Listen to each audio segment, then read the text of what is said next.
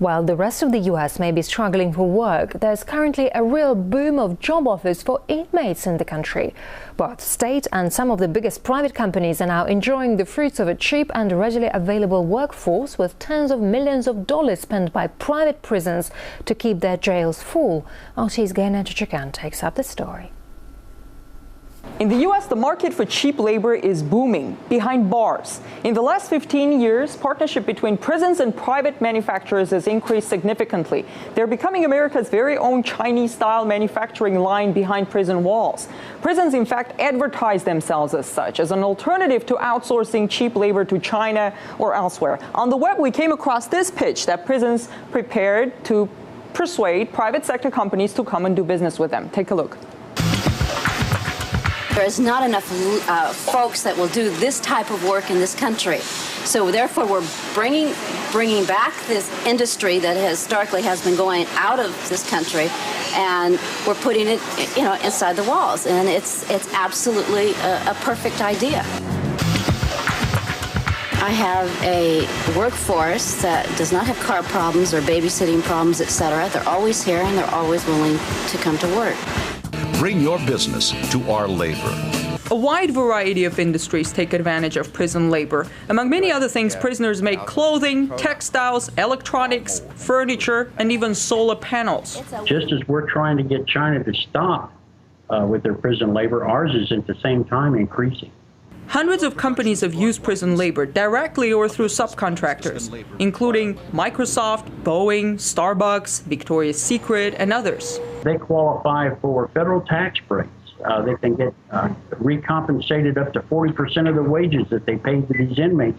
We as taxpayers, we have to house, feed, and provide medical care and everything for all of these inmates. We do this as taxpayers. It comes out of the tax pools. And that keeps the actual prison workforce healthy and in shape to go out and perform these jobs for these private companies. Hard-working and reliable, inmates show up for work every day voluntarily. Work in prison is mandatory, and the choice many inmates have is whether to work for a government-run prison industry for less than $1 an hour or a private one for a minimum wage of around $6.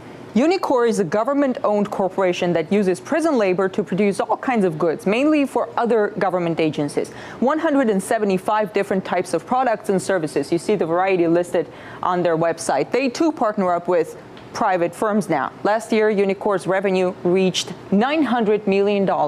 As far as private prisons are concerned, two of the country's biggest prison corporations made $3.3 billion last year alone. Private prisons are traded on the New York Stock Exchange. They are for-profit companies, and the savings that they reap from using inmate labor go to their bottom line. It's money they otherwise don't have to spend in order to keep a facility running. Large prison populations and harsh sentences result in greater profits.